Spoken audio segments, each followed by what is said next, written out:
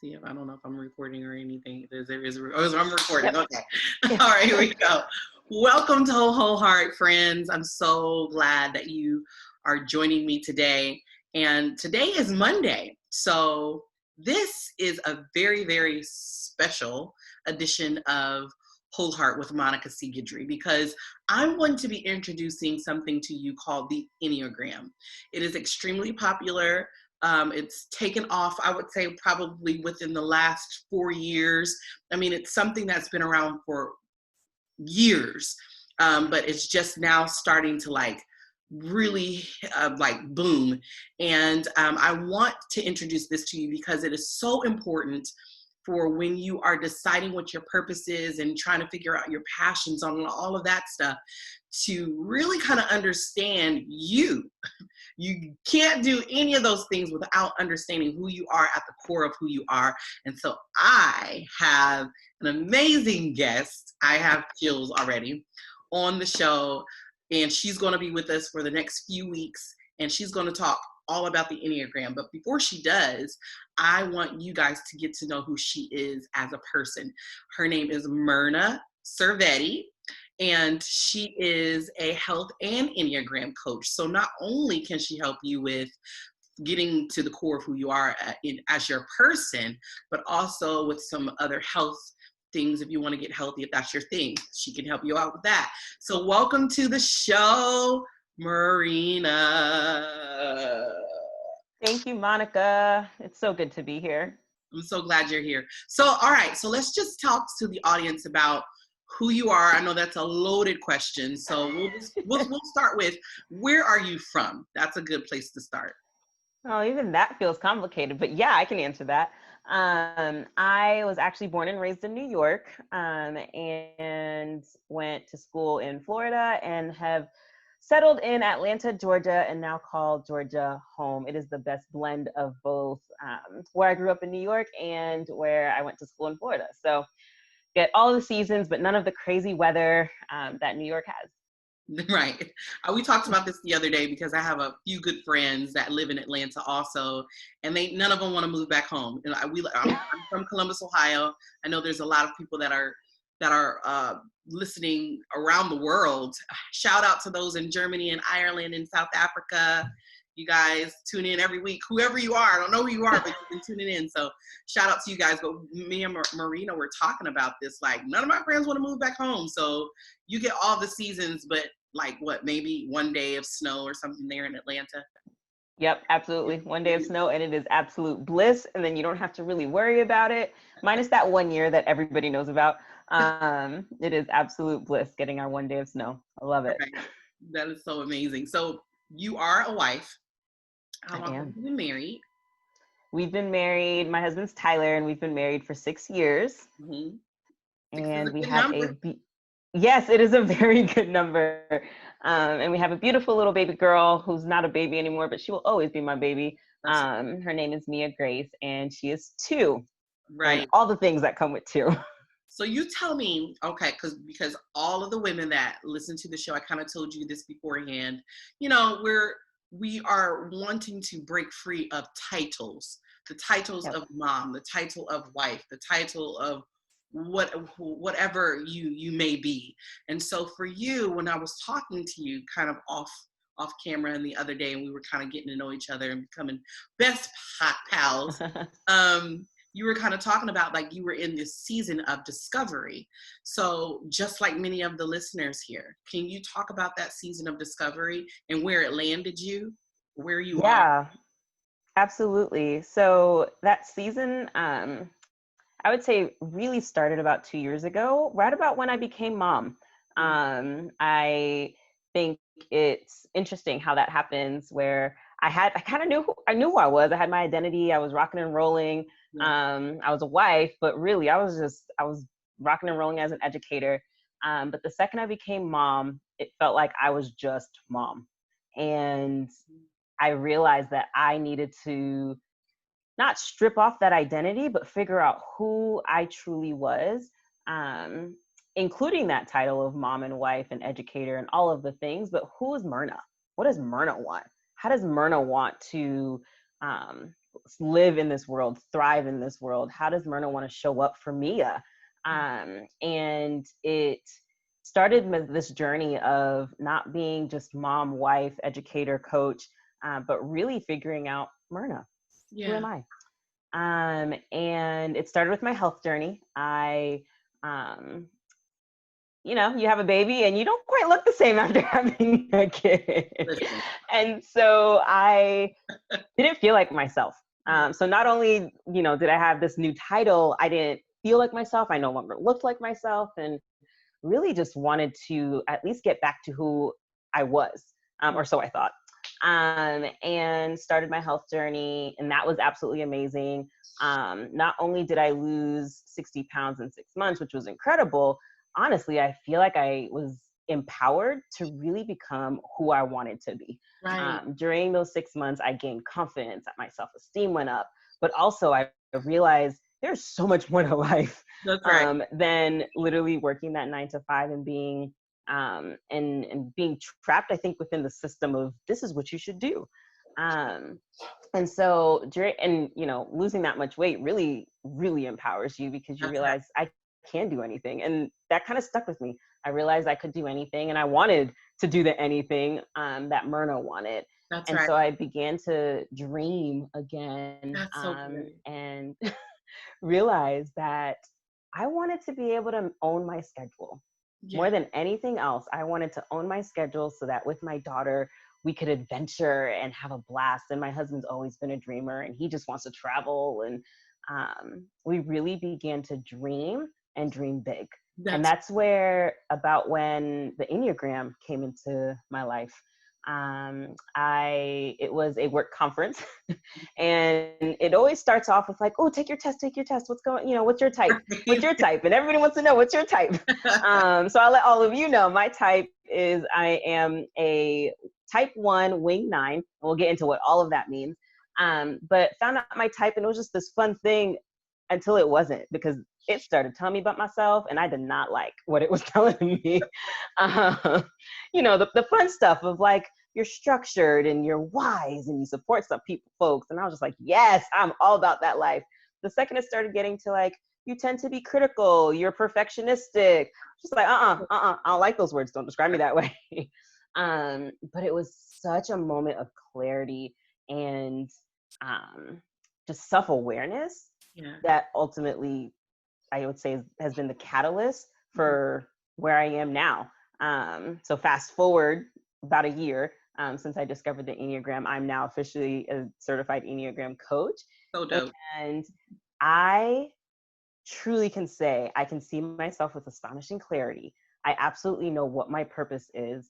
I recognize the self-defeating patterns and the self-limiting beliefs that I have that really were holding me back. And try to hold me back now, but I am aware of them, and I can say no and truly own my journey and where I want to go. And so it has been, I would say, about a 2-year journey. And in that time span, it has truly been super transformational. Wow. That is so incredible that you looked at your life and said, this isn't it for me. You looked at your life and said, yes, I'm a new mom, and I will not ever strip my title as a mom, but I need to find out who I am in this world for me. And when I discover that for me, it's going to ultimately benefit my daughter. And so doing that, and basically what you did was you took your power back. You took it, and then you ran and said, I'm not going to stop until I pursue and get everything that's for me. And that is so encouraging for people out there that's listening, saying, I don't even know where to start. So what would you say a person's starting point should be? That thing that keeps you up at night, that's where you start. That fog that you feel like you're in, you identify, what is that thing? For me, it's funny because I think about it now, and I would not have described myself necessarily as hopeless. But that really truly was the word to describe me. I was hopeless. I was sad and discouraged because every time I looked at myself, I wasn't me. And I thought it was the weight, but it was so much more than the weight. But the weight was that thing that I could see and that thing that I could identify that held me back. And Yep. so I started there. And Yep. once I started there, I realized, oh my gosh, there's more. That's so good. Yeah. That's so It, because when we were talking before, and my listeners know, because my very first show that I did was how quarantine healed me of rejection, and that was my weight. Everyone has a weight, but the thing is, yep. I've dealt with it my whole life, so it became me, and so I didn't even realize that I was even walking in it, because I clothed myself in it. Yeah. And it wasn't until it was like this quarantine happened, and I literally had to face it. I had to face the weight of like all these years of clothing myself in something, and then being stripped of it, and then saying, okay, where do I go now? What is happening? I'm on the surgery table. I'm split wide open. Yep. I'm extremely vulnerable. I'm crying all the time. I know that I'm being freed, but it was just this feeling of uncertainty. But I knew that I wanted to get out. I knew that I wanted to be free. I knew that I wanted this weight lifted. And so that was my starting point. Exactly what you're saying. What is the weight? Whatever that weight is your starting point. I love that. Love that. Wow. So you said you took it, you ran, you became an Enneagram coach, and now what you do is you teach people how to utilize it for their benefit. Yeah, absolutely. And so, as an Enneagram coach, that's exactly what we do. And for those of you listening who are like, what is this Enneagram? Tell me more. It is honestly a powerful tool, and it's focused on your core motivations. So what is your core fear? What is your core desire? What is your core longing? What is that message that your heart is just wanting to hear? My message is, you are good. I just want to hear that I'm good, that I'm okay.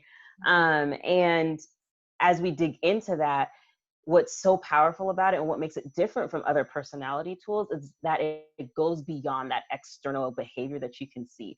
People see, oh, Myrna's a perfectionist, she must be a type 1, but that's not how it works, because it's about your internal driving force. What is leading you to think, feel, and act in certain ways? And with that comes a whole host of defense mechanisms and ways that you approach the world and reasons why you do what you do. Mine is because I want to do the right thing. I want to be structured. I want to avoid being wrong and hurting others. And so using that as a tool, it really helps increase your self-awareness, but then also identify how you're using the things that you're afraid of, or the things that you really want to be able to do in terms of your core desires, how you use those and how you show up in the world using those core motivations. Wow. So I know this is an introduction to you, and I think you've laid a perfect foundation of who you are. If you want to briefly kind of go through, you don't have to give a description of them all, but kind of lay out what numbers are within the Enneagram. Yeah, absolutely. So there are 9 specific types. Everybody has one of those 9 types. And just a real quick overview, because it's, not this, there's a lot of them. But Which is type why 1. we have weeks, which is why we have weeks with Myrna. Yes. We have some weeks with her, so she's going to be very descriptive. So just stay tuned. Monday after Monday, she's going to be with us. But for now, this is a brief overview. Real high level. So our type 1s, we are moral perfectionists. Our core fear is being wrong, bad, evil. We want to have integrity. We want to do what's right. Type 2s, they're what we call supportive advisors. So their fear is being rejected, being unwanted, and really desire appreciation and being loved. Type 3 are our successful achievers. Their core fear is being exposed or thought of as incompetent. And they are very image conscious. They desire high respect and high status. Our type 4s are what we would like to call our romantic individualists. They are, we would say, the most complex on the Enneagram. because they're just so unique and wonderful. And their core fear is being inadequate, emotionally cut off, and really desire that uniqueness. Our type 5s are our investigative thinkers. They fear being annihilated, invaded, and their core desire is to be competent and capable. They are typically researchers. They really like to know and have knowledge. Our type 6s are loyal guardians, sometimes known as the loyalists. They fear itself.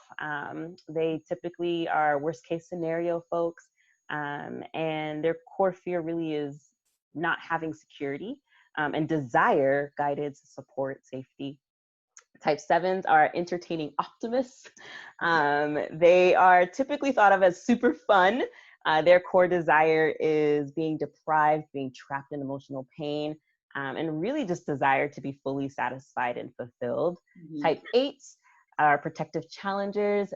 They fear being vulnerable, manipulated, hate injustice, and they desire to protect themselves and those around them. Mm-hmm. And then our type 9s are our peaceful mediators. They are thought of as our peacemakers and our peacekeepers. And so they fear being in conflict and lack of harmony, and absolutely desire inner stability and that peace of mind. Wow. So, and that's just surface. The surface. That's the amazing thing about the Enneagram.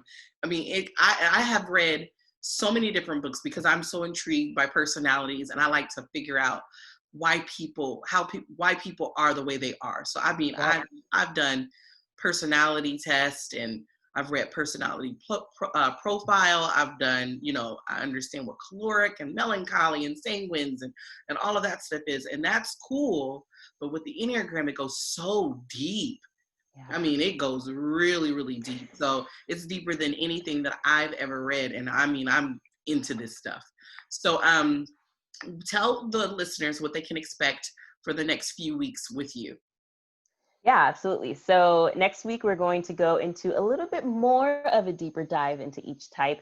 Not super deep because, like Monica just said, it is deep, y'all, like deep. So you'll get a much deeper overview in terms of the core motivations for each type, what the Enneagram is, how you can use it, how to find out your type.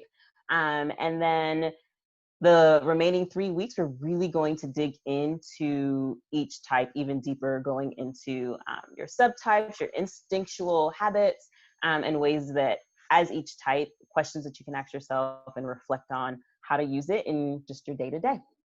Sounds amazing. Listen, Myrna, tell people how they can find you and follow you and all of your, your handles so that people can reach out and find out more about the Enneagram.